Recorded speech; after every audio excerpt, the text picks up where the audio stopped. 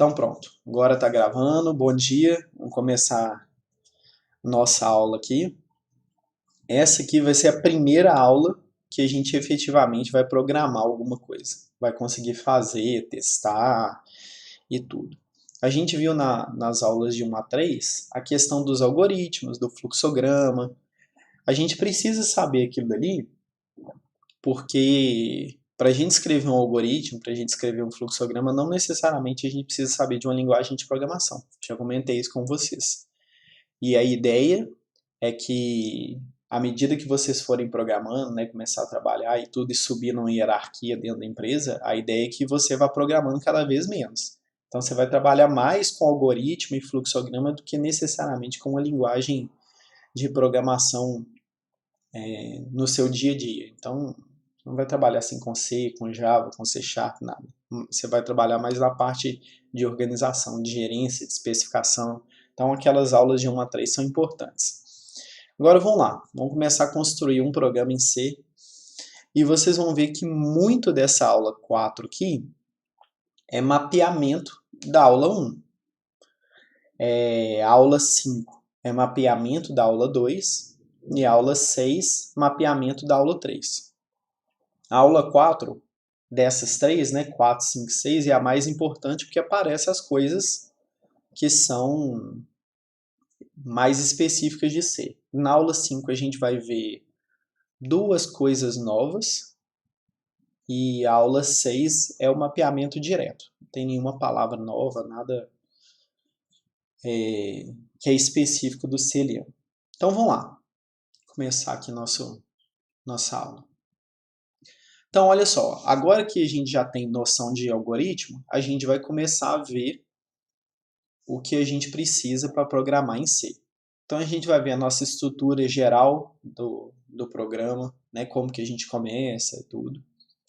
A gente vai ver as nossas variáveis, né, os tipos das variáveis, porque em algoritmo a gente tinha inteiro, a gente tinha caractere, a gente tinha lógico, a gente tinha real e a gente tinha string, se não me engano. Se não estou esquecendo de nenhuma, era isso daí que a gente tinha.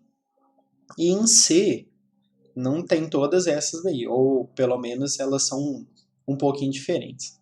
A gente vai ver a questão de atribuição a mesma coisa.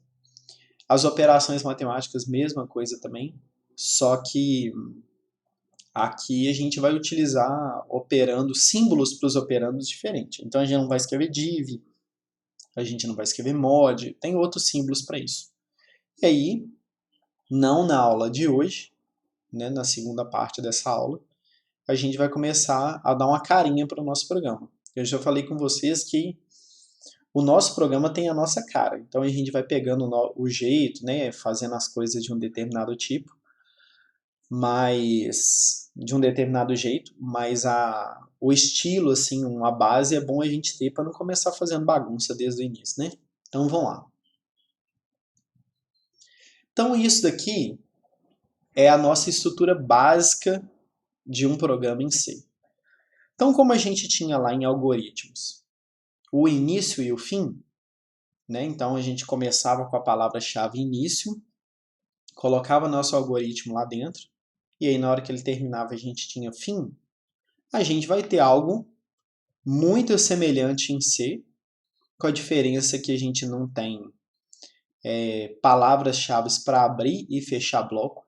Então em C, uma abertura de bloco sempre é feita por abre-chave e o fechamento de um bloco é sempre feito pelo fecha-chave.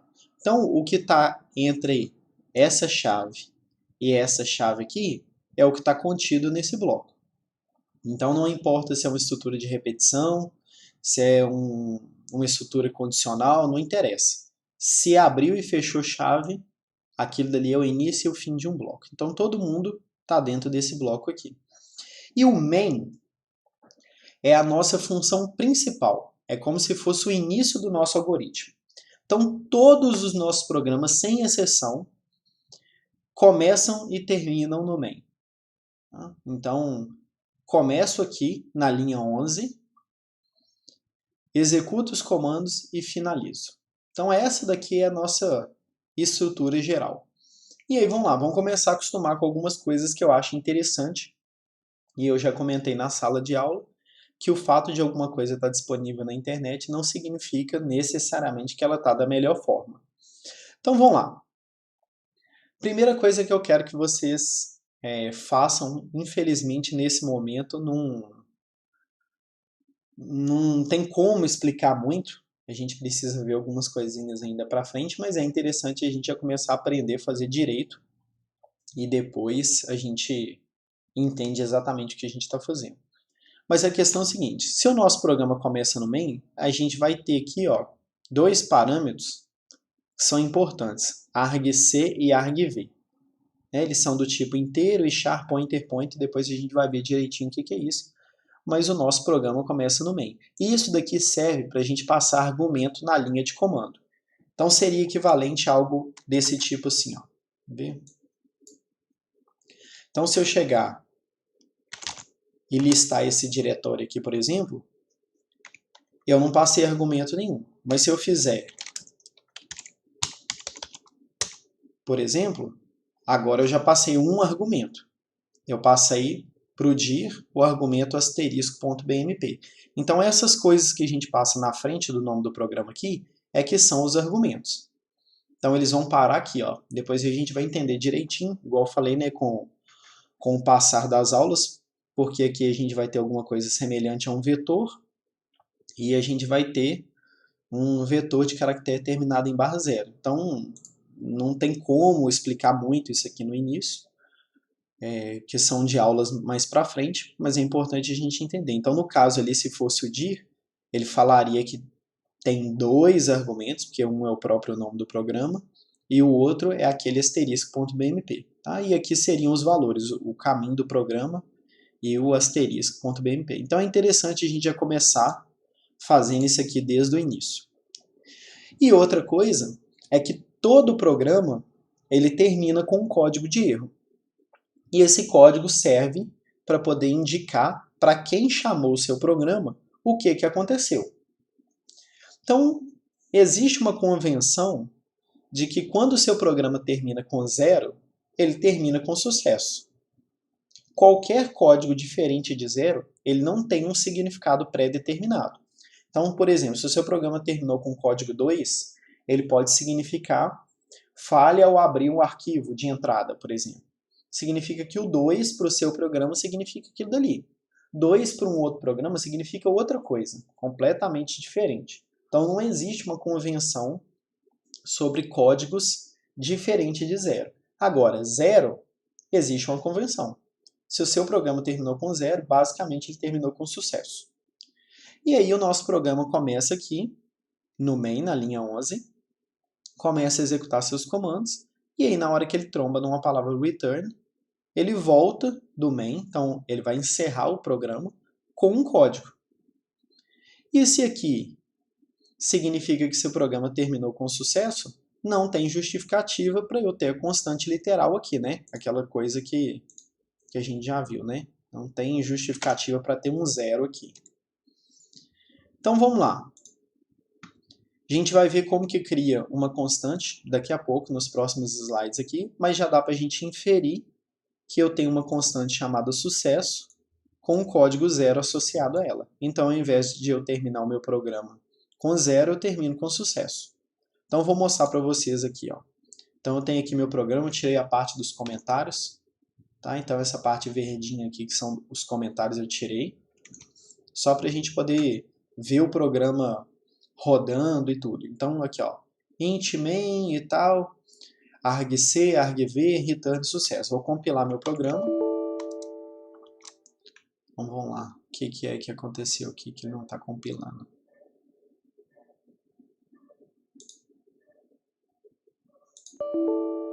Eu vou criar outro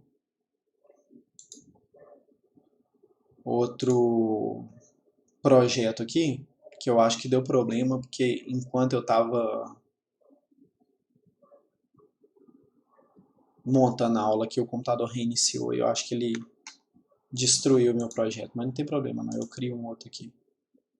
Cadê? Deixa eu fechar ele. Aqui em cima.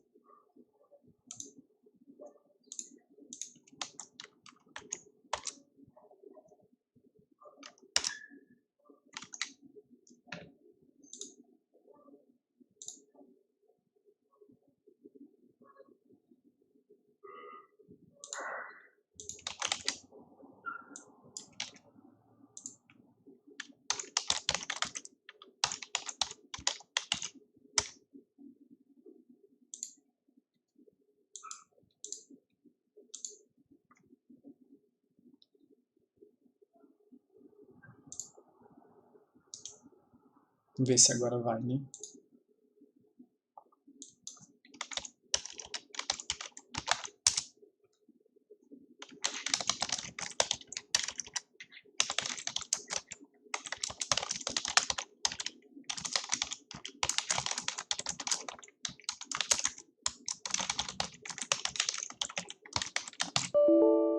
Sei lá porque que o negócio não quis compilar. Resolveu dar pau bem agora, né? Bom. Que beleza.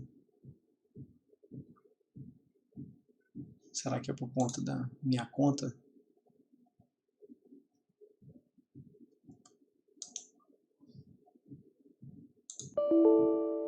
Sei lá, o negócio enlouqueceu aqui. Não tem problema não. Vamos lá, depois eu dou uma olhada nisso aqui. De qualquer forma, eu posso compilar pela linha de comando também.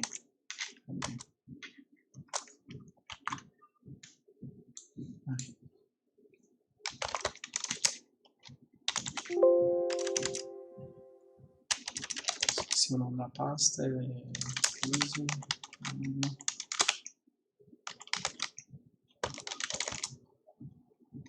E eu chamei de quê? De aula, eu acho. Era aula? Não, aula tem nada, aula C.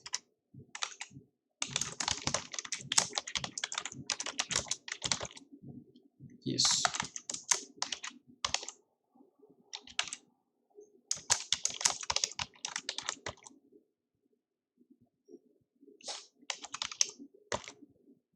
Beleza.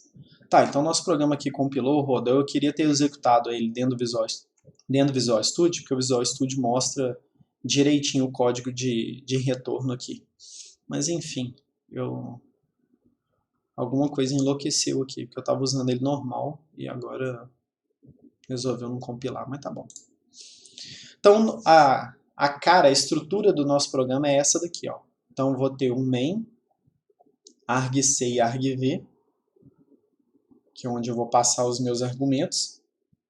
E se o meu programa terminou com sucesso, eu retorno o código zero. E aí a gente vai criar a nossa constante. Então, essa aqui é a carinha que o programa de vocês deveria ter. Bom? Então, vocês vão ver exemplos aí na internet que o cara não escreve nada aqui dentro, que às vezes retorna void aqui, a gente vai ver em aulas mais pra frente o que significa. Ou o cara dá return zero aqui, não define uma constante, mas de qualquer forma vocês já sabem que se uma constante ela tem significado, ela tem que ser declarada. Não tem justificativo para constante literal aparecer no código. Então vamos lá. Então esse aqui é nosso primeiro programinha. A função main aqui, a gente vai ter um hello world aqui, que é nosso primeiro programinha, e tem lá, olha, estou aprendendo a programar em C, que emoção. Então a gente tem aqui embaixo a sintaxe, eu vou explicar daqui a pouquinho, mas vamos fazer alguma coisinha aqui, ó. Então vou colocar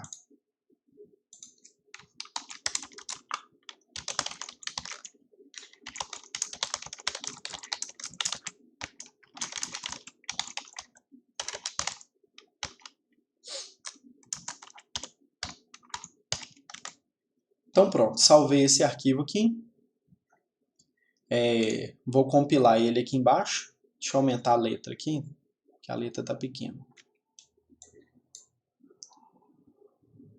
Tá dando para ver aqui o que está escrito?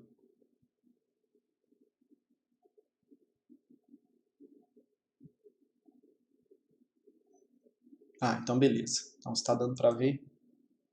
Então olha só. Qual que é a sintaxe aqui, ó? Eu vou escrever GCC, que é o compilador, a minha lista de arquivos que eu quero compilar, -o de output e o nome do arquivo de saída. Então, no exemplo aqui, eu vou chamar GCC, o nome do meu arquivo, que é, já esqueci qual que é, aula.c, -o e o nome do meu arquivo de saída. Então, aula.exe. Os nomes não precisam ser os mesmos. E aí depois eu vou executar ele. Então eu vou começar tentando compilar esse primeiro programinha aqui, vamos ver o que acontece. Então o meu código é esse aqui, nossa primeira aula de C, que alegria, vou compilar. GCC aula -o. Olha só, ele reclamou de alguma coisa. Ele falou, tem uma função aqui chamada printf que eu não conheço essa função. Tá? Nunca vi na vida e tudo, e eu não sei o que fazer com ela. No caso do printf, ele está dando umas instruções aqui para você, e a gente vai mexer daqui a pouquinho. Mas eu fiz isso aqui de propósito para explicar para vocês uma coisa. Em C, a gente só pode utilizar algo que a gente já tenha visto antes. Então, essa é a regra. E aí, eu estou utilizando uma função chamada printf que eu nunca vi na vida. Como eu estou utilizando uma função que eu nunca vi na vida, ele está reclamando. Ele assim, cara, eu nunca vi esse printf aí. De onde você tirou esse printf? E esse printf está disponível nesse arquivo aqui, ó, chamado stdio.h. Então eu vou incluir ele aqui no meu programa para mostrar para vocês que ele vai compilar. Include.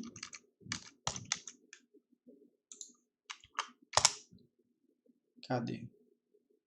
Tá? Então aqui, ó, parou de reclamar, tá bom? Do stdio. Isso aqui embaixo é outra coisa, tá? Que eu vou mostrar daqui a pouco. Então, beleza, ele parou de reclamar, que era o que ele estava reclamando aqui do printf, que era uma coisa que ele não tinha visto e tudo. Deixa eu só corrigir isso aqui para eu poder tirar aquela mensagem chata lá. Pronto, agora não tem mensagem nenhuma mais. Deixa eu limpar a tela de novo. Pronto. Então, beleza, agora meu programa não tem aviso nenhum e tudo. Então significa que se eu coloquei essa linha, a mensagem parou de aparecer, é porque essa função, tá? Ela tá aqui dentro. E aí eu vou abrir esse arquivo aqui para vocês.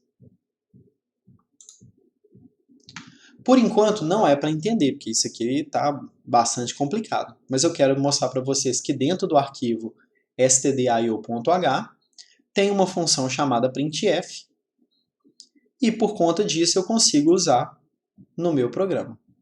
Quando a gente vê o include, imagina o seguinte, é como se ele pegasse o conteúdo inteiro desse arquivo, copia e cola nessa linha. Então, se esse arquivo aqui tiver 1000 linhas, é como se ele estivesse inserindo as 1000 linhas nesse ponto aqui, tá? Para poder ficar fácil de vocês entenderem. Então, como eu incluí esse arquivo inteiro lá dentro do aula.c, e esse arquivo tem printf lá dentro, então ele já conhece agora o printf. E por conta disso, ele pode usar essa função. Então, se eu comentar essa linha aqui, ele volta a reclamar. Tá? Coloquei a linha, para de reclamar. Tranquilo? E aí, se eu executar o meu programa, nossa primeira aula de C, que alegria. Então, acabou de mostrar uma mensagem. Então, esse printf, para fazer uma analogia, é como se fosse o imprime lá da parte de algoritmos. Então, ele mostra uma mensagem padrão ali na saída padrão, e aí a mensagem que eu escolhi é essa daqui, nossa primeira aula de C, que alegria. E aí depois a gente vai ver o porquê dessas barrinhas, essas coisas aqui, tá mais pra frente na aula. Tá? Mas se eu quisesse tirar isso aqui, eu não precisaria nem de 2 barras. Vou colocar uma carinha dessa daqui. Então compilei e executei. Tá aqui agora, ó. Nossa primeira aula de C, que alegria. Tranquilo? Então essa daqui é a nossa estrutura básica de um programa em C. Então eu vou começar nesse exemplo aqui, na linha 5, entrar no main, que é a função principal. Tá? Vou executar tudo que tiver dentro do main e depois vou sair. Quando eu sair, eu retorno com um código de erro indicando o que aconteceu com o meu programa. E se meu programa funcionou direitinho, então eu retorno com sucesso. Então vocês vão ver que no meu código eu até coloco aqui, ó, se chegou até aqui é porque correu tudo bem. Tá? Isso aqui é só um comentário, não interfere em absolutamente nada do programa. Compilar de novo. Tá? Então, executei aqui e nada mudou. E funções? Geralmente, uma operação que é mais complicada do que ser realizada, do que uma única instrução, então, por exemplo, assim, soma, multiplica, divide, coisas são um pouquinho mais complicadas que isso, a gente vai colocar dentro de uma função. E uma função nada mais é do que um trechinho de código que vai ser executado e depois ele vai voltar para o lugar que foi, de onde ele foi chamado. E a gente vai ter funções que já estão pré-estabelecidas pelo compilador, tipo o printf. Eu não tive que fazer o printf, eu só tive que usar. Claro que eu tive que incluir o arquivo stdio.h, faz parte do compilador, tá? Faz parte da biblioteca padrão, mas de qualquer forma eu não tive que fazer, eu só tive que usar. E a gente pode criar as nossas próprias. Não é o momento ainda, nós ainda vamos chegar nisso, aula 8. Então lá na aula 8 nós vamos aprender a criar as nossas. Mas de qualquer forma a gente já começa a entender que a gente tem funções e que a gente pode chamar essas funções. E a primeira delas é o próprio main. Então, o main é uma função.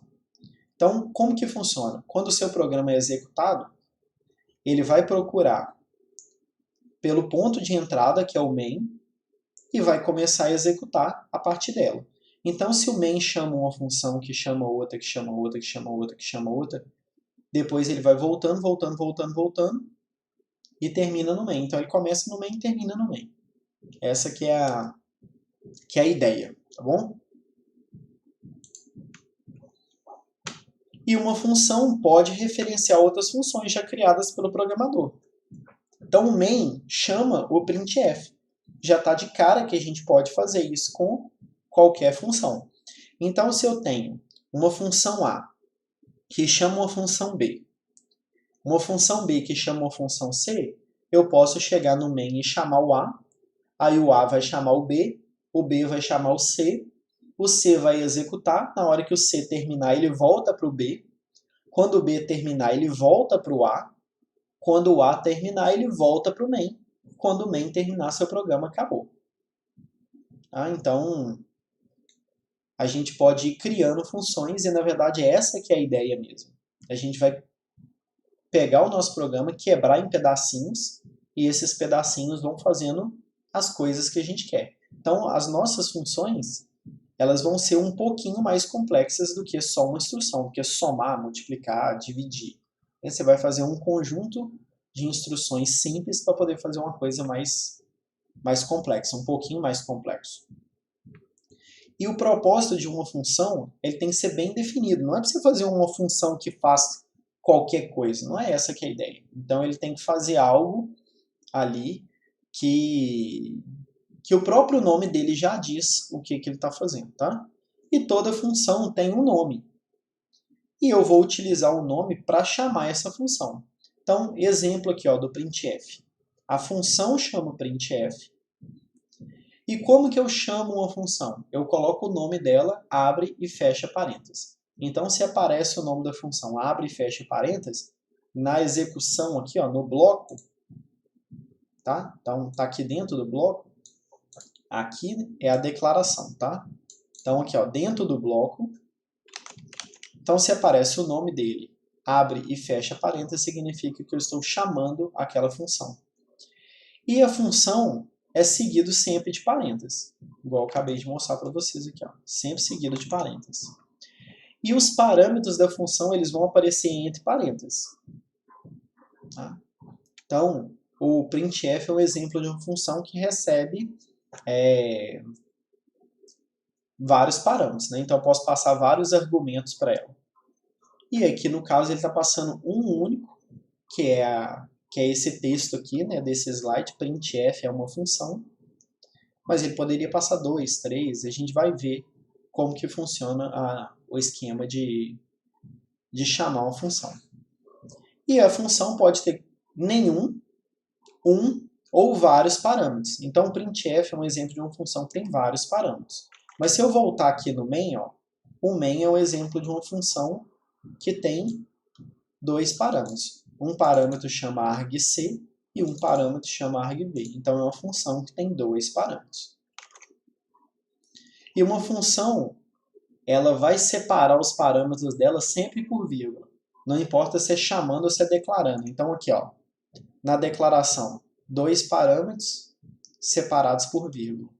Tá? Então se eu tivesse 3, teria uma vírgula aqui e o outro parâmetro. E por aí vai. Tranquilo até aqui, gente?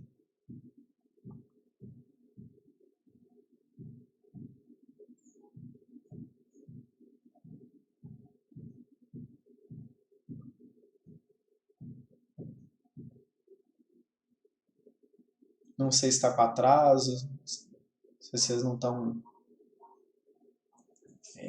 ouvindo direito, mas está tranquilo até esse ponto aqui?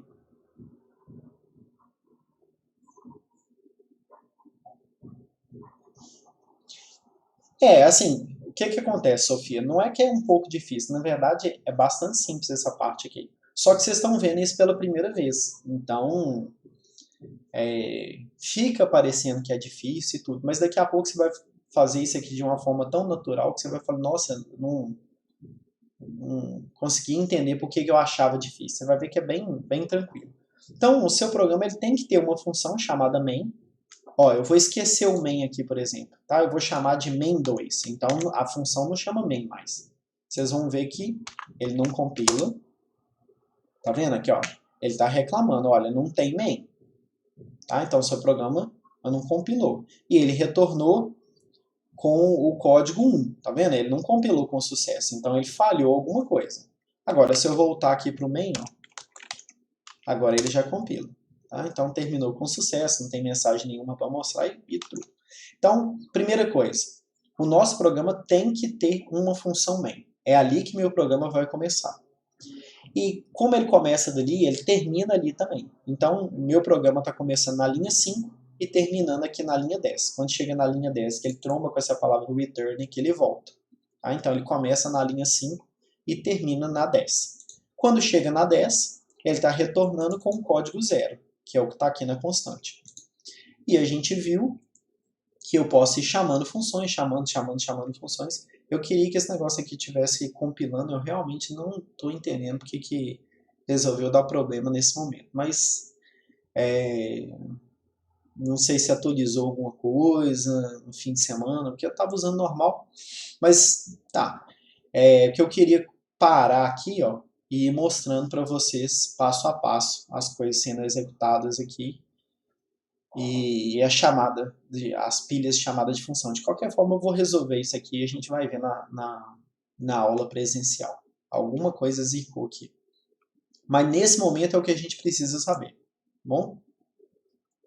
E vamos lá. Os arquivos de cabeçalho. Quando a gente compila um programa, o compilador ele vai chamar um cara que é o pré-processador. E o pré-processador ele vai trocar as coisas que são constantes pelo valor dela. Então vamos lá. O pré-processador vai passar aqui e ele achou essa linha. Essa linha aqui, o que ele tem que fazer? Ele tem que trocar pelo conteúdo dela. Então ele vai trocar essa linha 1 pelo conteúdo desse arquivo. Vai continuar aqui, achou uma constante e tudo. Quando chegou aqui, isso aqui também é constante, ele vai passar e vai trocar a palavra sucesso pelo valor 0. Então, a tarefa do pré-processador é passar antes do compilador, né, uma etapa de compilação, e substituir tudo aquilo que é possível ser avaliado antes da execução do seu programa e começar a trocar essas coisas. Tá? Então, a primeira coisa é esse pré-processador passar aí. E quando ele encontra esse include, ele troca o trecho do include pelo trecho do arquivo. E aí a gente tem vários arquivos que já estão disponíveis no compilador para você, com uma série de funções, igual está aqui, ó, stdio, stdlib, mef, sync.h, e vamos dar uma olhada nisso daqui. Então, como a gente viu, em C, para eu usar alguma coisa, essa coisa tem que ter aparecido antes. Então, para eu poder utilizar o printf tem que ter aparecido antes. Se ele não apareceu aqui, ele apareceu aqui na linha 1. Tá? Então, ele está disponível aqui. E aí vamos começar a entender algumas coisas. std vem de standard, tá? Então, é padrão. I/O vem de input, output, então entrada e saída. Então, isso aqui é entrada e saída padrões. Então, é o arquivo que tem as funções para a gente trabalhar com entrada e saída padrão. E esse arquivo é lotado de funções. Tá? Não é para saber todas. Você vai, à medida que você for usando, você vai descobrir quais funções que tem e tudo. E é interessante a gente sempre utilizar um arquivo, né? Um site de referência de qualidade, para eu poder saber o que é que está aqui dentro. Então, daqui a pouco eu vou voltar aqui no slide e mostrar algumas coisinhas, mas o que a gente pode fazer? Vamos supor que eu quero saber a respeito daquele printf. Então, eu coloco aqui cprintf, pesquisei, e tem dois sites que eu gosto bastante, que é o C++ e o CPP Reference. Deixa eu ver se ele aparece aqui. Não, nessa primeira pesquisa minha aqui não está entre os primeiros, não. Mas vamos abrir o C++ aqui, que é um site muito bom. Então, olha só o que o C++ vai mostrar para a gente. Olha, sua função printf, ela recebe esses argumentos aqui, então os parâmetros estão declarados aqui nesse formato, e ele retorna um inteiro. Da mesma forma que o meu main aqui, ó, tá vendo? O meu main retorna um inteiro, que é equivalente ao código de erro. No caso aqui do printf não é, né? Mas é equivalente ao que a gente tinha visto lá no main, que ele retorna alguma coisa. E aí ele começa a explicar como que funciona o printf, quais são os parâmetros, o retorno, te dá um exemplo de como usar. Então, olha só, tem coisas aqui que vocês não vão fazer. Deixa eu ampliar essa letra aqui. Então, isso aqui são coisas que vocês não vão fazer. Não tem justificativa para fazer um main dessa forma. Se o main completo, ele inclui o argc e o argv. Tá? Então, vocês melhorariam isso aqui da mesma forma que esse return 0. Se chegou aqui na linha 14, é que tudo aqui para trás estava ok. Então, não tem necessidade de dar o return 0. Vocês vão fazer um return sucesso ou algo equivalente. Mas o 0 tem significado aqui. E aí ele vai e te mostra a saída, fala da compatibilidade e tudo. Então, esse é um site de referência muito bom. Se você quiser saber como que funciona alguma função, então vamos supor, scanf. Tá aqui, ele vai te explicar como que funciona o scanf. Então você pode consultar, é um site bem bacana. Mas o que eu queria mostrar é o seguinte. Tem um arquivo chamado stdio, ele está sendo incluído aqui, ó, tá vendo? stdio. Ele está falando que o scanf faz parte do stdio. Esse C está aqui antes, gente, porque esse é um arquivo de C++, é um site de C++. Mas no caso, esse C aqui, ó, é só para indicar que faz parte da biblioteca do C. E aí eu venho aqui no menu aqui do lado, tem aqui, ó, stdio.h, se eu clicar nele, ele vai mostrar aqui e explicar tudo que tem dentro do stdio. Então não é para vocês ficarem decorando nada disso. Você tem que ter ideia de onde está as coisas, saber fazer a pergunta, saber utilizar o site de forma adequada. E aí as funções que fazem parte do seu dia a dia, você já vai gravar na cabeça, você não tem necessidade de ficar consultando. E aquelas funções que não fazem parte do seu dia a dia, o importante é você fazer uma consulta de forma adequada. Vira e fala assim, eu quero saber como é que usa o get, sei lá, o get é uma função que eu uso de vez em quando, eu quero saber como é que usa o get. Vem aqui, escreve get lá em cima, se você já souber que ele faz parte do stdio, beleza. Então, abrir o get. Aí ele vai me explicar como é que funciona o get. Então, isso aqui que é interessante para a gente, tá? Saber utilizar um site de referência. E agora, voltando aqui para o nosso slide. Então, olha só. 4 arquivos aqui, ó, de cabeçalho que vão ser bastante úteis aqui para a gente. Cabeçalho, gente, só porque o arquivo termina com .h e h vem de header, que é cabeçalho, tá? E o nosso arquivo de código mesmo é um arquivo .c, que é o arquivo que eu estou compilando aqui o tempo inteiro, ó, tá vendo? aula.c. Então vamos voltar aqui. Então olha só, a gente já viu stdio, que é entrada e saída padrões.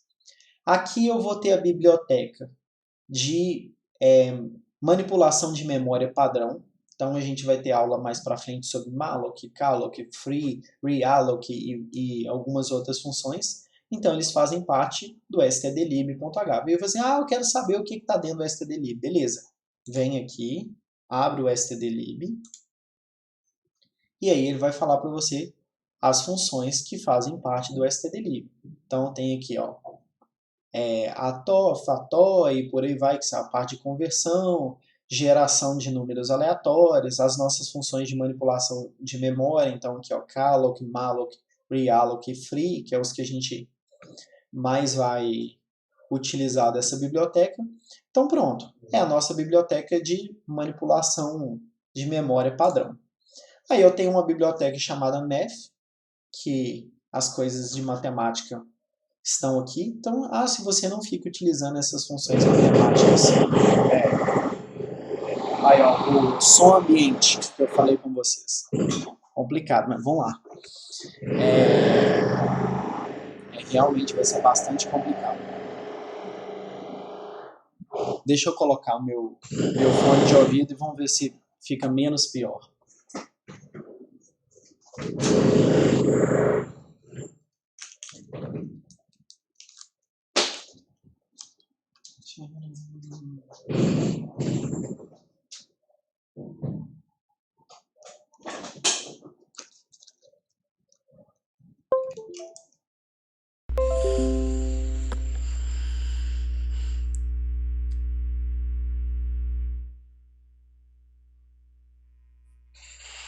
Agora eu estou usando o fone de ouvido. Melhorou ou tá a mesma coisa? Tá ruim de todo jeito?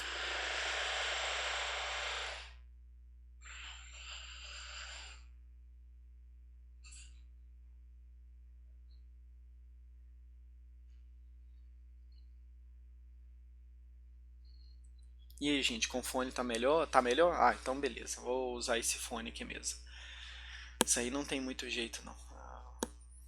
Tem como você impedir a pessoa de fazer uma obra, né? Então faz parte aqui. Então olha só, nós temos aqui o math, que são as funções matemáticas. Então se função matemática não faz parte do seu dia a dia, vira e fala assim, nossa, eu uso função matemática o tempo inteiro. Então as funções estão ali dentro, você vai ter que dar uma consultada. Então se eu abrir aqui o math.h, tem as funções aqui, ó, cosseno, seno, tangente, arco cosseno, arco seno, arco tangente, por aí vai. Cosseno hiperbólico.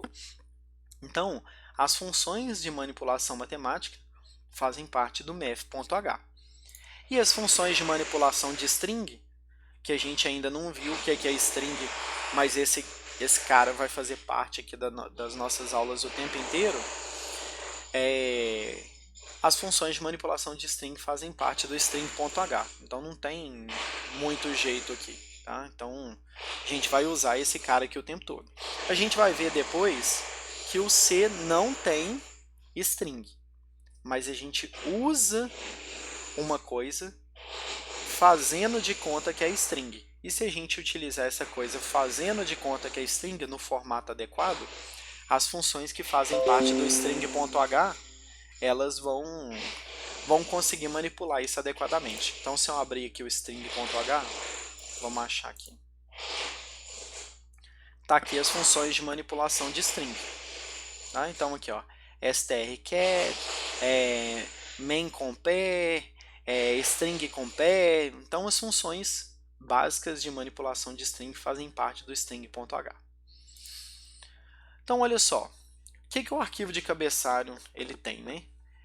Ele tem declarações de tipo, os protótipos das funções, constantes de uma maneira geral que fazem parte daquele contexto. Então, depois nós vamos ver como que a gente cria nosso arquivo de cabeçalho. Mas o importante é que o arquivo de cabeçalho ele tenha as declarações das coisas. Então ele não tem a implementação. A implementação está aqui, ó. Isso aqui é uma implementação. Agora aqui dentro desse arquivo eu tenho a declaração das coisas.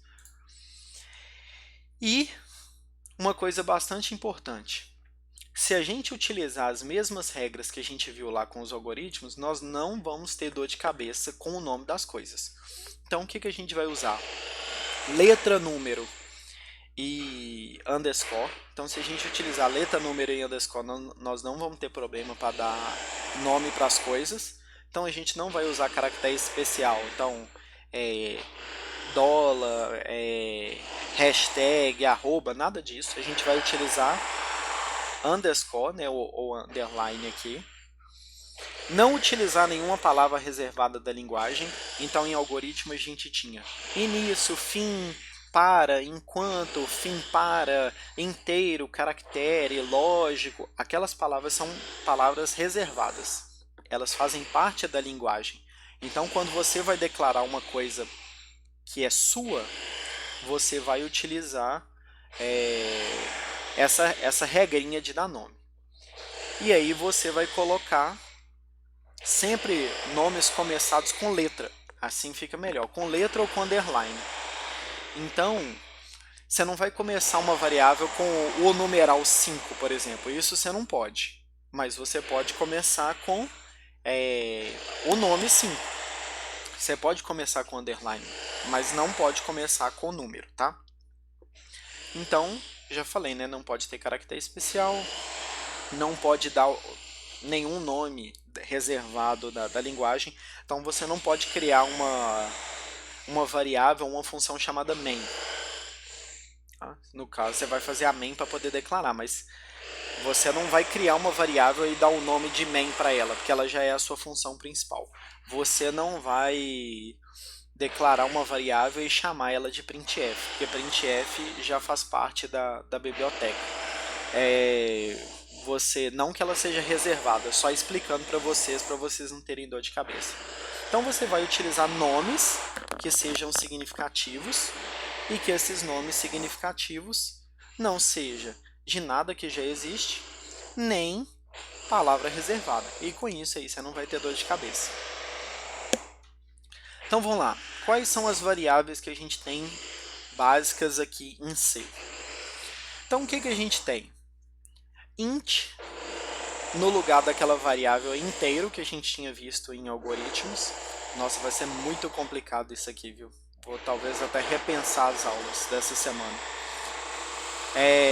Variáveis do tipo float e double vão aparecer no lugar daquela variável real. Só para poder saber, esse barulho está aparecendo muito para vocês ou tipo assim, tá no fundo?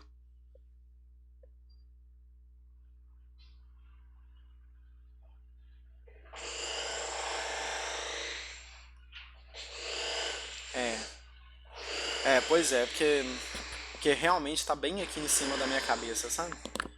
E deixa eu ver até qual que é a fonte que ele está utilizando aqui, quer ver? Deixa eu ver onde que eu consigo trocar isso aqui. Mas eu realmente acho que ele já está utilizando o meu microfone já. Cadê? Onde que eu configuro isso? Atividade...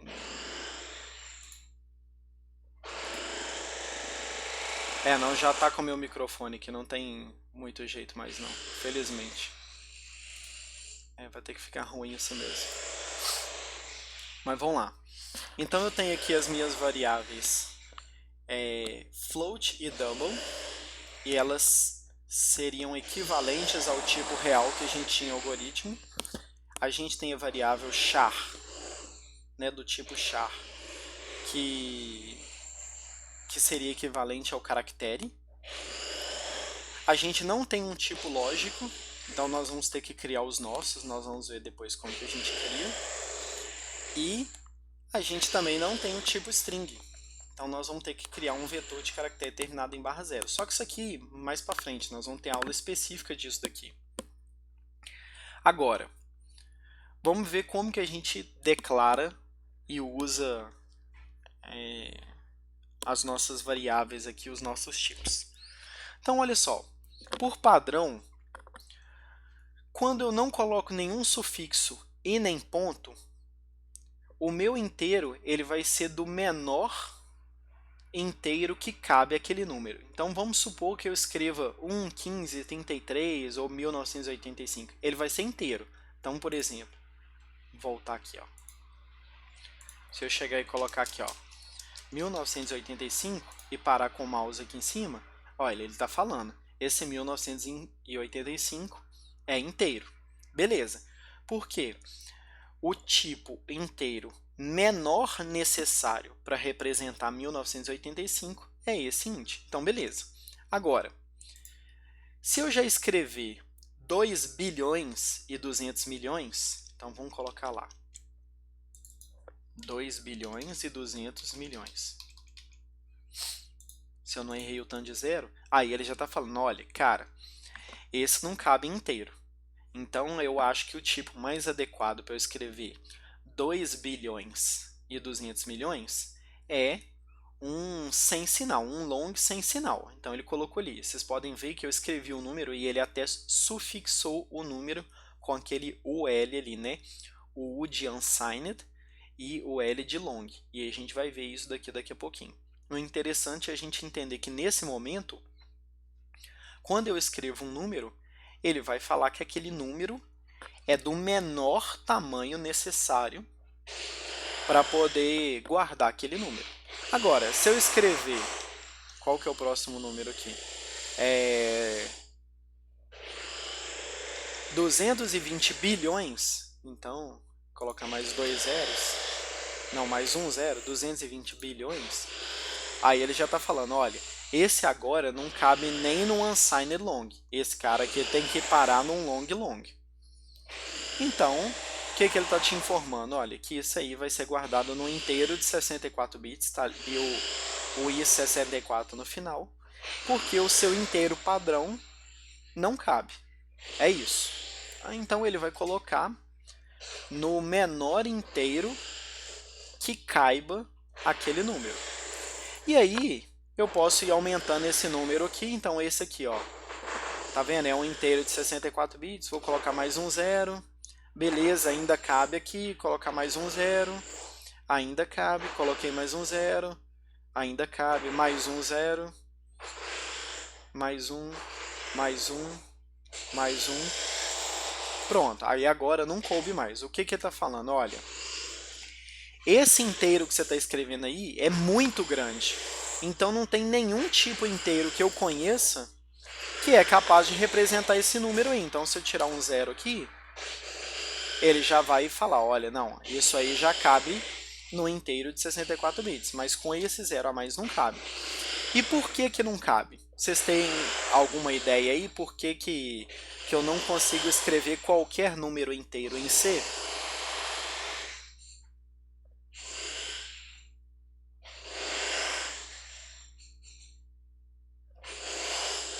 Vou falar com vocês que esse negócio na minha cabeça que tá tirando totalmente minha concentração, mas vamos lá, ossos do ofício aqui. Mas voltando à pergunta. Por que em C eu não consigo escrever qualquer número inteiro?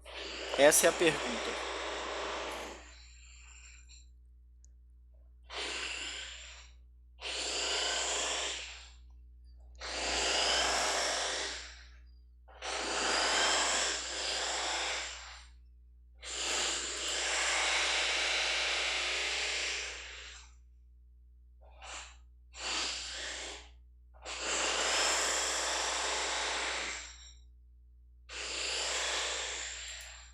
Ninguém tem nenhuma ideia do porquê, baseado nas nossas aulas de 1 a 3?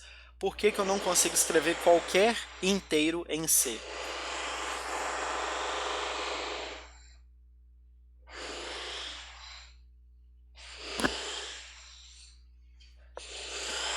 Não, gente, não tem condição isso. É memória. Exatamente essa é a resposta, viu, Sofia? Memória. Por quê? O João já respondeu um pouco mais detalhado ali, talvez pelo tamanho do número de bits, memória e tal. O que acontece? O conjunto dos números inteiros ele é infinito. Né? Nós já vimos isso daí.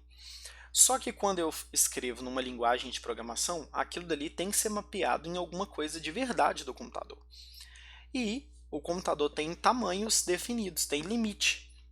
Então eu não posso escrever um inteiro de um tamanho qualquer, porque não dá para eu colocar ele lá dentro. Não dá para eu poder fazer conta com ele. Então, os nossos números eles têm limites aqui. Então não posso escrever qualquer número. Tá? Então, basicamente, é essa a razão pela qual eu não consigo escrever qualquer número inteiro. Então, tem um limite. À medida que vocês forem assistindo às aulas e tudo, vocês vão entender o porquê de cada um deles aqui. Mas a ideia é que ele está falando, olha, esse número que você está tentando escrever não dá para ser representado com 64 bits. É isso. Tá? Quando eu escrevo aquele primeiro número lá, 2 bilhões e 200 milhões, ele fala que não dá para representar no inteiro, mas dá para representar no inteiro sem sinal. E aí, à medida que as aulas forem passando, vocês vão entender que um inteiro com sinal de 32 bits vai de menos 2 bilhões e alguma coisa, 2 bilhões 100 e alguma coisa, até 2 bilhões 100 e alguma coisa. Agora, ele sem sinal, ele vai de 0 até 4 bilhões e alguma coisa. Então, ele cabe. 2 bilhões e 200 milhões cabem, né, em 4 bilhões e alguma coisa. Então, essa é a razão pelo qual ele consegue colocar nesse tamanho. Tá bom? Então, essa daí é a ideia. A gente tem que entender que eu não consigo escrever qualquer número mais. Pra vocês terem ideia, a minha mesa tá tremendo, gente. Só pra vocês terem ideia do nível. Se tá alto o barulho pra vocês aí, vocês não têm ideia pra mim aqui. A minha mesa de trabalho tá tremendo. Mas vamos lá. Agora, vamos falar de números reais. Assim como o conjunto dos números inteiros, o conjunto dos números reais também é infinito. Só que é um infinito maior, né? E a gente já tinha visto que, além dessa questão da faixa, ainda tem a questão da precisão. Então, se eu fizer, por exemplo, entre 0 e 1, vamos supor, eu viro e falo assim, qual que é a sua faixa que é possível de ser representada? Entre 0 e 1, beleza. Mesmo assim, entre 0 e 1, que é uma faixa pequena, né, sua faixa não é grande, de 0 até 1 milhão é muito maior do que de 0 até 1. Mas mesmo assim, ainda é infinito, porque a minha precisão é infinita. Eu posso ter 1, 2, 3, 4, 1 milhão de casas decimais. Então, números reais ainda são mais complicados do que conjuntos, do que os números inteiros. E por padrão, toda vez que eu escrever um número que tem um pontinho e que não tem nenhum sufixo, eles são do tipo double, tá? Então, a gente viu aqui que real ele é float ou ele é double. Então, no caso aqui, se tem um ponto, ele vai ser double. Tá? Não tem sufixo, vai ser double. Eu acho que depois vocês vão ter que assistir uma aula complementar. Mas vamos lá. Então, olha só, vamos lá. Vou escrever um número aqui. Então, 0.3. Tá? Então, esse número aqui é double. Tá? 0.3. Se eu colocar um sufixo aqui, por exemplo, f, aí ele já é float. Mas se eu não escrever nada, nenhum sufixo, e colocar um pontinho, então ele é double. Tranquilo? Até aqui está entendível? Né? Mesmo com esse barulho todo aí, deu para entender a questão dos números até agora? Que agora eu vou tocar num ponto aqui que é um pouquinho mais complicado.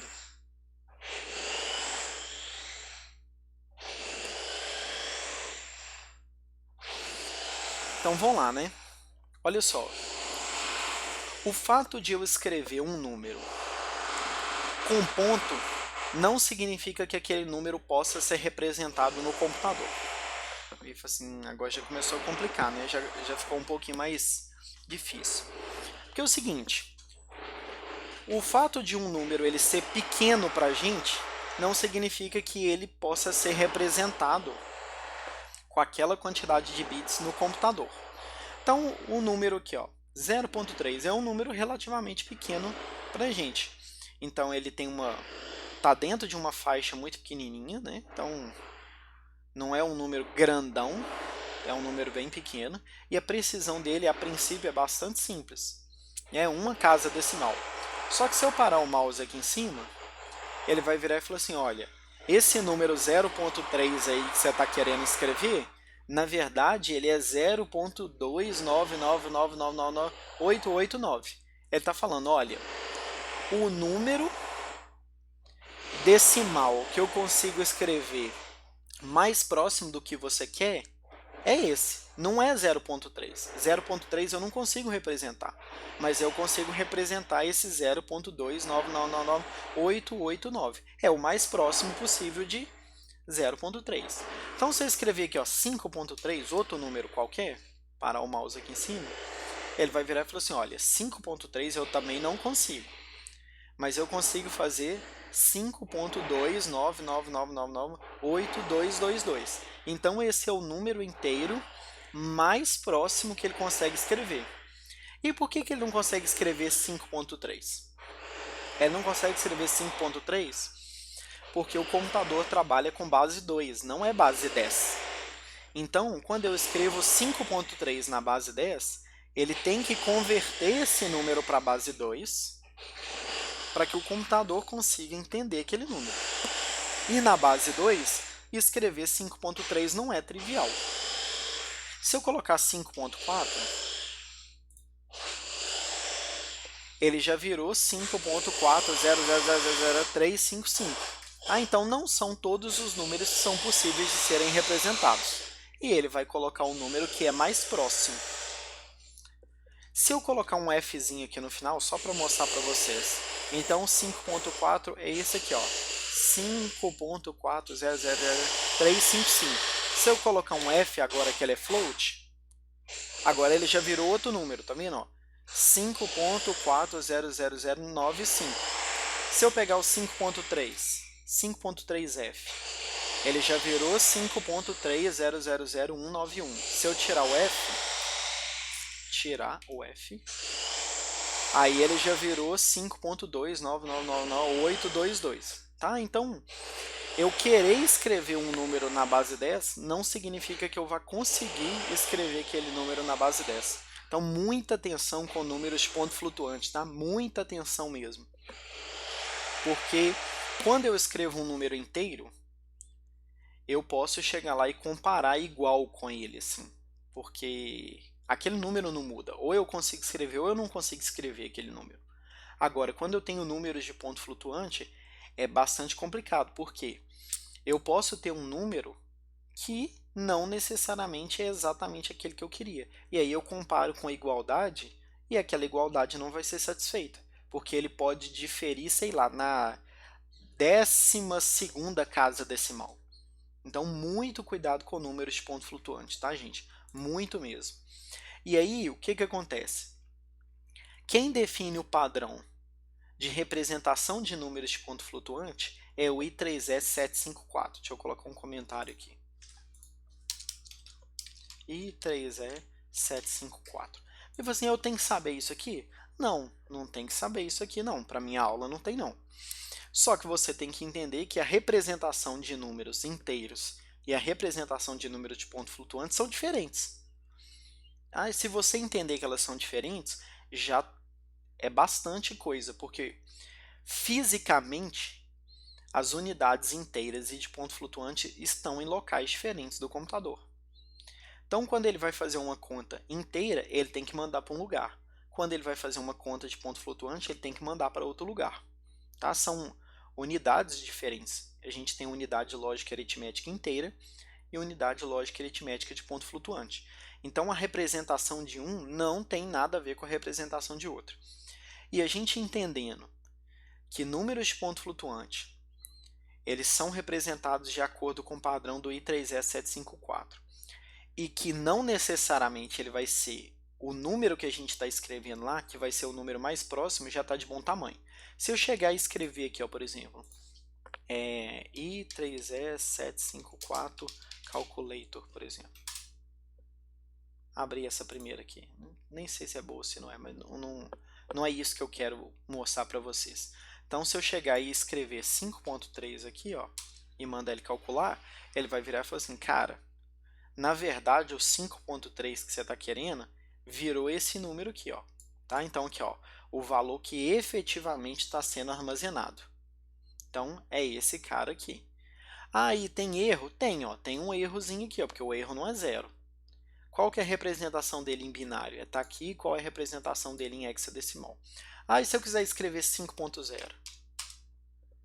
Ó, 5.0 ele falou, o número que efetivamente está guardado lá é o 5 mesmo e não teve erro nenhum. Então, o 5.0 é um número que ele consegue representar. Vamos escrever 0.2. 0.2 é outro número que ele não consegue representar. Então, na verdade, o número que está sendo guardado lá é esse aqui e ele tem esse errinho aqui, ó. Então, a gente precisa entender que números de ponto flutuante, eles têm precisões diferentes, dependendo se é double, dependendo se é float, tá? E que eles não necessariamente vão ser exatamente o número que a gente quer. E aí, se eu escrevo aqui, sei lá, i3E754, abrir o Wikipedia aqui mesmo, aqui tem a explicação, tá? Com a base, tá vendo aqui, ó, número de ponto flutuante, base 2, quantos são os bits, a parte decimal, o expoente, a faixa, tá? Então, assim, aqui tem toda uma explicação. Diferença de precisão simples e precisão dupla, precisão quádrupla, tá? Então, o importante para a gente entender aqui, nesse momento, é que números de ponto flutuante não são necessariamente os reais, assim, né? Porque tem números reais que eu não consigo representar. E o fato de um número parecer pequeno para a gente, porque a gente está escrevendo na base 10, ele pode não ser fácil de ser representado na base 2. Tranquilo isso aqui?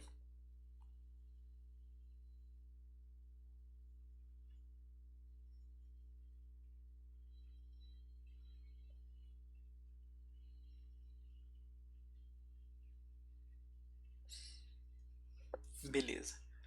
Tem mais gente aí, além da Sofia, que é só a Sofia que está respondendo as coisas?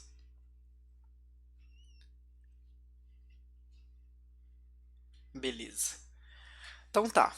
Então se isso aqui está entendido, beleza.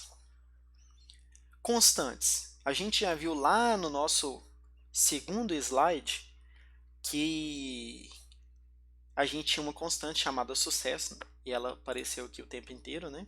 E como que eu faço para poder declarar uma constante? Uma das formas que a gente tem é eu usar a hashtag define, então eu colocar isso aqui, ó, define, o nome que eu quero da constante e o valor. Não tem ponto e vírgula não, tá? Tem ponto e vírgula não, esse exemplo aqui está errado, é sem ponto e vírgula. Então o que ele está falando? Olha, toda vez que ele encontrar esse nome, ele vai trocar por esse valor. Então, aqui, ó, na hora que ele encontrar a palavra sucesso, ele vai trocar por 0. Então, eu declarar constante é para tornar o meu código legível, para tornar o meu código ter um tempo de validade maior, para que depois, no futuro, eu volte, olhe para o meu código e entenda o que está acontecendo. Para o meu código ter uma alta manutenibilidade, então eu posso alterar simplesmente uma constante e trocar o comportamento do meu programa, para facilitar o entendimento. Então é para isso que eu utilizo as constantes. Não é para o compilador, porque você não está ajudando ele em nada e também não está atrapalhando. O pré-processador vai passar e vai substituir tudo aquilo que puder ser feito, que puder ser calculado em tempo de compilação, vai ser calculado. Então, se eu chegar aqui e escrever 5 mais 3, ele não vai colocar essa expressão aqui lá no meu código, não.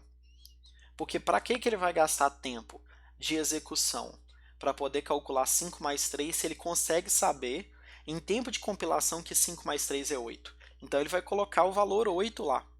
Tranquilo? Então, o que acontece? As constantes elas são importantes para que o meu código fique bacana. Tá? Ele não vai deixar meu programa mais lento, não vai atrapalhar o funcionamento, não vai atrapalhar o compilador, vai atrapalhar nada. Então a gente precisa utilizar constantes aí. E aí, ó, igual eu falei, o pré-processador ele vai substituir todas as ocorrências desse nome aqui pelo valor. E aí, no caso, o exemplo aqui era pi, e ele troca o π por 3,14. Se de uma hora para outra eu resolver colocar uma precisão maior no π, por exemplo, meu π agora não vai ser 3,14, vai ser 3,1416, por exemplo. Eu simplesmente venho aqui e troco, tá? E uma convenção que a gente tem é que as constantes, elas ficam escritas em letra maiúscula. Então a minha constante aqui, ó, sucesso. Não tem nada que me impeça de chegar e escrever assim, ó, sucesso com letra minúscula. Mas aí vai ficar parecendo que é uma variável, não uma constante. Então, constante, o padrão que a gente segue é de escrever tudo em maiúsculo, tá? Então, sucesso. Então, tá aqui. Tranquilo? Então, vamos lá. É claro que a gente pode utilizar as variáveis no lugar da constante, só que, de uma forma geral, né, a sua variável vai ocupar memória, enquanto a sua constante não vai ocupar, porque a sua constante vai ser pré-calculada e vai ser substituída pelo valor dela. Só que eu não preciso fazer isso para qualquer constante, né, gente? É só para aquelas constantes que têm significado. Tranquilo? Tipo o sucesso. O significado do zero naquele ponto ali é que o meu programa terminou com sucesso. Então eu vou lá e declaro uma constante chamada sucesso, associo o valor zero a ela e uso. Então se eu quiser, por exemplo, que o meu programa termine com um código de erro, sei lá, falha ao abrir arquivo, que é 3, eu posso terminar meu programa assim. Agora, meu programa não termina com 0 mais, termina com 3. Tá? E por que eu não chego e coloco 3 aqui? Porque tem um significado associado ao número 3. É falha ao abrir arquivo. Então, é assim que a gente deve fazer. E aí, como que a gente atribui uma coisa em C? Igualzinho a gente fazia em algoritmo, é só usar o igual. O igual é uma atribuição, ele vai pegar o que está do lado direito e guardar no que está do lado esquerdo. Primeira observação, linha 1. A, B e D são variáveis que não estão sendo inicializadas na linha 1. Se uma variável não está sendo inicializada, qual valor tem nela? Pergunta para vocês. Se uma variável não está sendo inicializada, qual é o valor que eu tenho nela?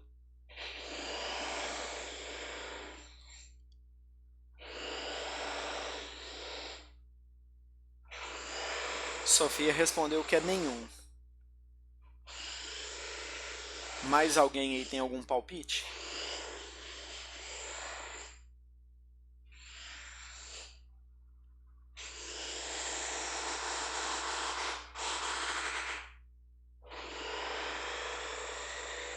Só Sofia que tem palpite?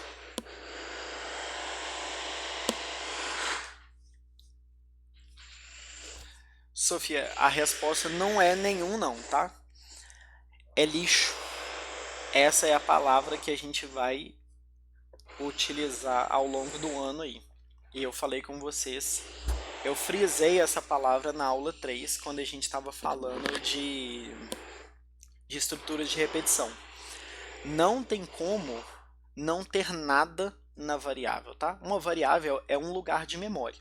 E não tem como um lugar de memória não ter nada. Ele sempre tem alguma coisa. Só que se eu escrevi lá, então eu sei o que eu escrevi. Então é aquele valor que eu inicializei. Agora, se eu não escrevi nada, tem alguma coisa lá, só que é lixo. É um valor que não serve para mim. Pelo menos não deveria servir. Então, variáveis A, B e D são variáveis que estão com lixo na linha 1. Agora, a variável C já foi inicializada. Então, depois da execução da linha 1, eu tenho certeza que a variável C tem um valor 0. Mas eu não sei o que está no A, não sei o que está no B e não sei o que está no D. Agora, linha 2. Linha 2, ele está guardando 5 no A. Linha 3, ele está pegando o valor de A, que é 5, e guardando no B. Vamos supor que eu não tivesse essa linha 2 aqui, ó. Então essa parte que está marcada, ela Faz de conta que ela não está ali. Qual seria o valor de B depois da execução da linha 3?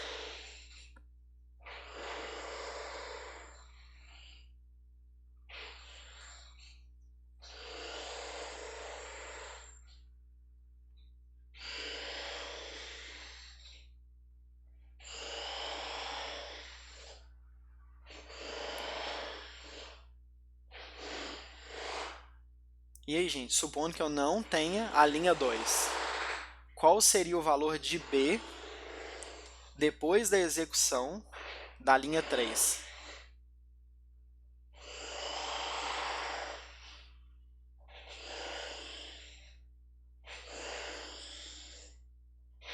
Lixo.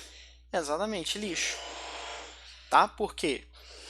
O A está com lixo, porque eu não tenho a linha 2, o A está com lixo, e eu peguei o valor de A, que era lixo, e guardei em B. Então, B tem lixo. Tá bom? Agora, linha 4 aqui. Ele vai pegar o valor de A, somar com o valor de B e subtrair C. No nosso exemplo aqui, A tem 5, B tem 5, porque A tinha 5. Então, A mais B, 10. O C tem 0, então 10 menos 0, 10. Então, o meu D vai ter 0. Tá? Vamos lá. Primeira coisa aqui.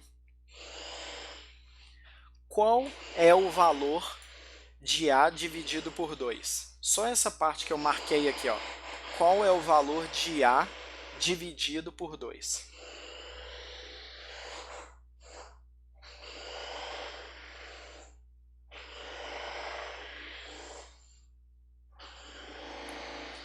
Sofia disse 2,5. Mais alguém tem algum palpite?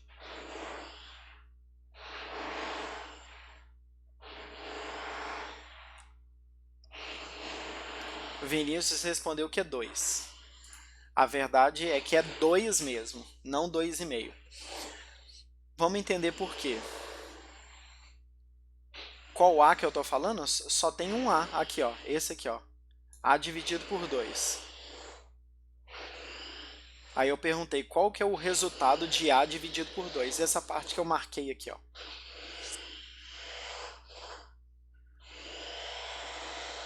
Então, A é 5 mesmo, você está certa. O A é 5.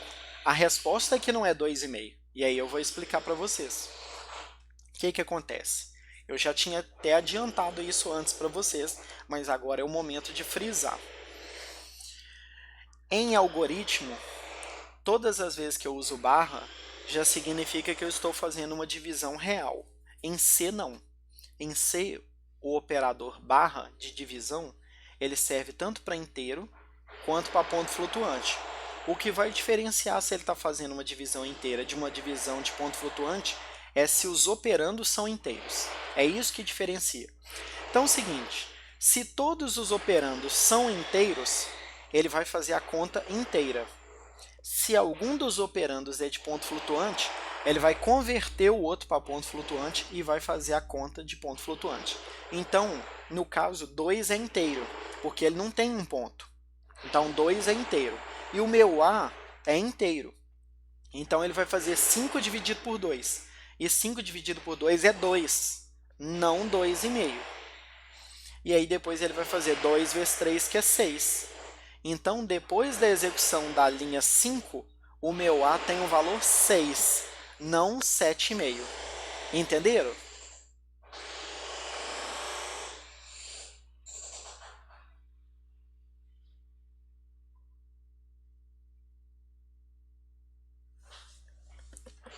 Se eu quisesse que ter o valor 7,5 ali, eu teria que ser assim, né? Repito, é porque é o seguinte, em C não tem distinção do operador barra. Não, tá muito complicado mesmo, muito complicado. Mas vamos lá. O que acontece? Em C não tem distinção do operador de ponto flutuante para o operador inteiro. É tudo a mesma barra. Então, o que vai diferenciar se ele vai fazer uma conta de ponto flutuante ou se ele vai fazer uma conta inteira são os operandos. Então, se os operandos forem todos inteiros, a conta é inteira. Se algum dos operandos for de ponto flutuante, ele vai fazer a conta de ponto flutuante. Então, o meu A aqui é inteiro, o 2 é inteiro. Então, o valor de A, que é 5, que é inteiro, dividido por 2, que é inteiro, então 5 dividido por 2 dá 2. 2 vezes 3 dá 6. Então, depois de terminar a linha 5, o meu A vale 6, porque os meus operandos eram inteiros. Agora, se eu quisesse que o valor dessa conta aqui desse 7,5, então seria A dividido por 2.0, porque aí 2.0 é ponto flutuante, ele vai converter o valor de A para ponto flutuante, então ao invés de ser 5, ele vai virar 5.0. 5.0 dividido por 2.0 é 2,5. 2,5 vezes 3 dá 7,5. Entendido? Então, se eu quisesse que esse resultado aqui, ó, não é o que vai ser guardado em A, não. Se esse resultado aqui desse 7,5, eu teria que fazer conta de ponto flutuante, não conta inteira. 2,5 não vira 3 porque ele não arredonda. Entendeu? A conta é de ponto, a conta é inteira. Então, o que que acontece quando a gente divide inteiro? Vamos fazer aqui na matemática. Se eu chegar e fizer 5 dividido por 2, o resultado é o quê? 2 e resta 1. Não é 2,5 que vira 3. Entendeu? Aqui, ó, eu tenho dividendo, divisor, quociente e resto. Então, inteiro, deixa eu trocar a cor aqui, ó. Inteiro e inteiro. Se o meu dividendo e o meu divisor forem inteiros, o meu quociente é inteiro. Tranquilo? Agora, se um desses caras aqui forem de ponto flutuante, aí ele vai fazer a conta de ponto flutuante. Então, vamos lá. Vamos fazer a conta de ponto flutuante aqui de roxo. Então, se eu tiver 5 dividido por 2, o meu 5 é inteiro, por exemplo, mas o meu 2 é de ponto flutuante, um float, isso aqui não é um mais não, tá, gente? Era uma tentativa de escrever f. E aqui é de ponto flutuante, aí o que que ele vai fazer? Ele vai fazendo a conta até ele conseguir. Então, aqui ó, vai dar 2,5. Aí ele vai fazendo a conta até eu ter resto zero. Tá? Então, 2,5. Aqui de ponto flutuante. Tranquilo?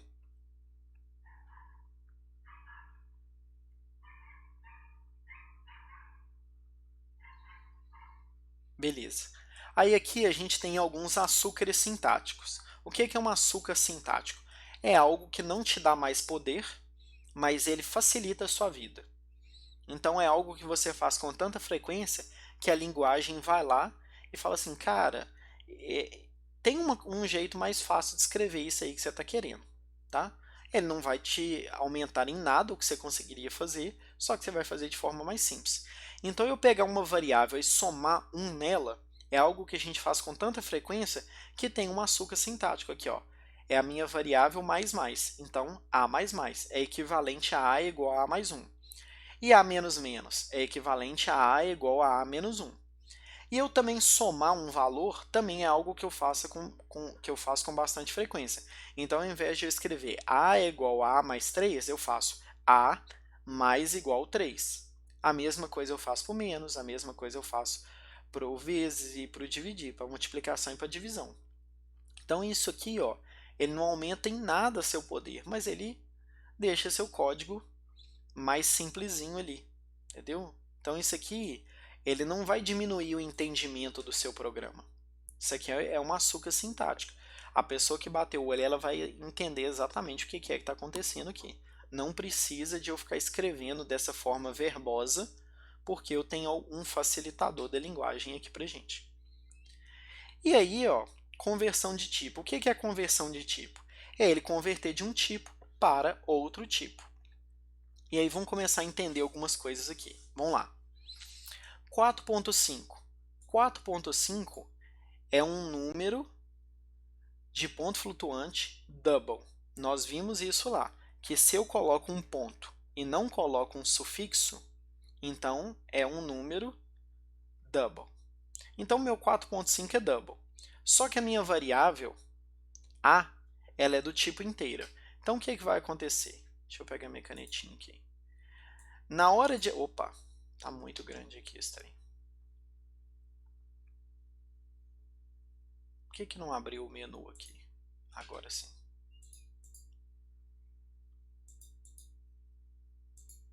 Então, na hora de escrever o 4.5 aqui na variável A, ele vai jogar esse ponto 5 fora. Tá? Porque ele vai fazer uma conversão de double para inteiro. Porque a minha variável A é inteira, não dá para eu guardar 4.5. Ele não vai arredondar não, gente. Ele vai jogar fora a parte decimal. Agora vamos pegar aqui, ó, a minha linha 4. A, que é inteiro, A, não é porque eu tentei escrever 4.5 nela que ela virou double, não. Ela continua inteira. Então, ele vai pegar o meu A e vai dividir por 2.0. Só que 2.0 é double.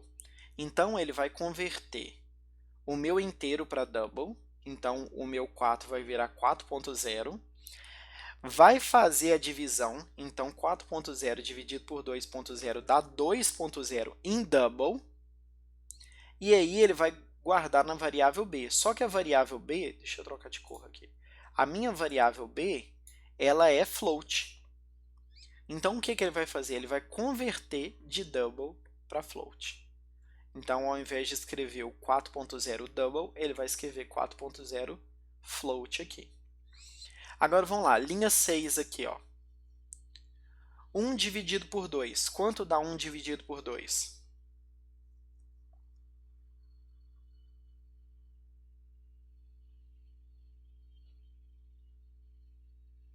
0. Perfeito, viu? 0.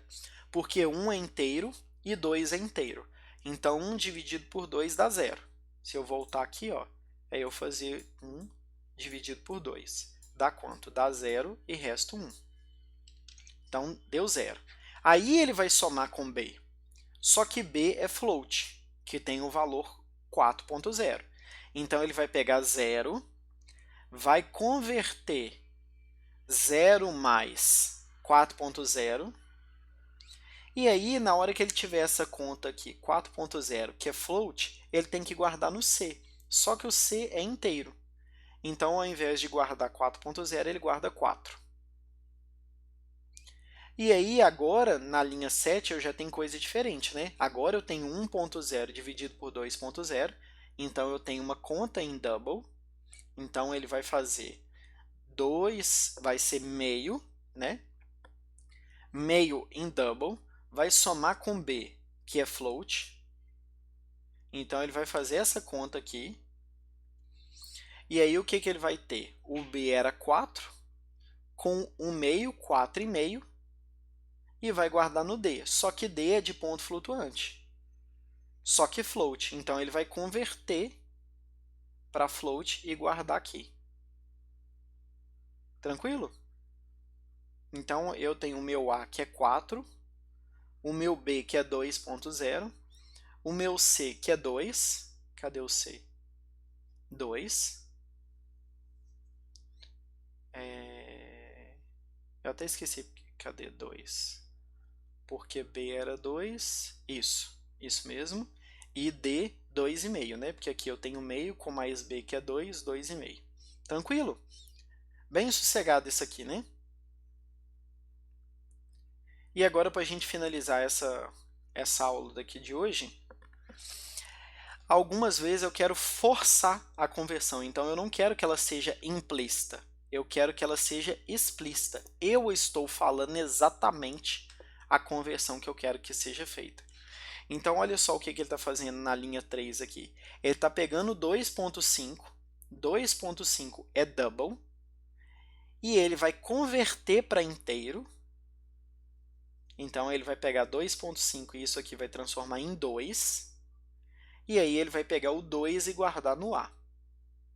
Aí aqui para baixo não tem nada de interessante. E aqui na linha 6, olha o que vai acontecer. Se eu pegar número 1 e número 2, independente dos valores que estão lá, não é isso que eu estou questionando, tanto o número 1 quanto o número 2, eles são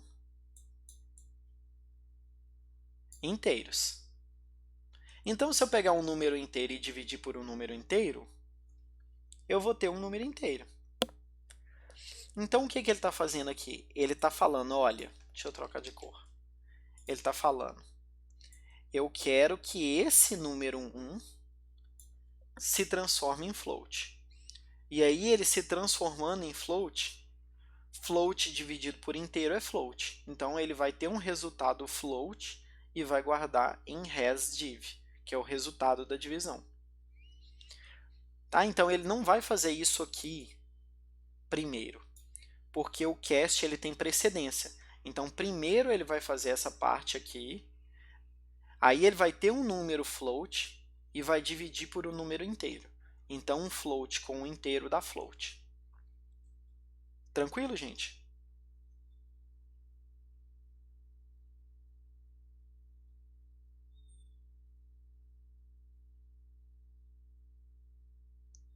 Se ele estava lá no número 1 igual ao número 2. Então, vamos lá. Na verdade, é número 2 igual ao número 1, né? Número 2 igual ao número 1. Eu posso afirmar que a divisão dá 1? Deixa eu ver.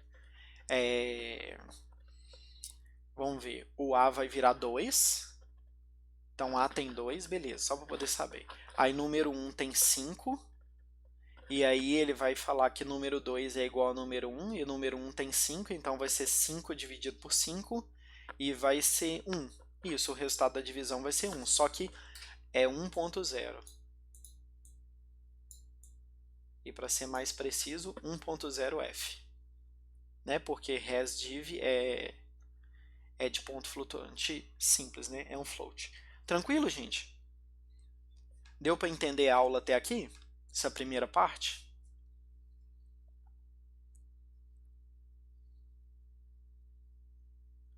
Beleza, então é isso.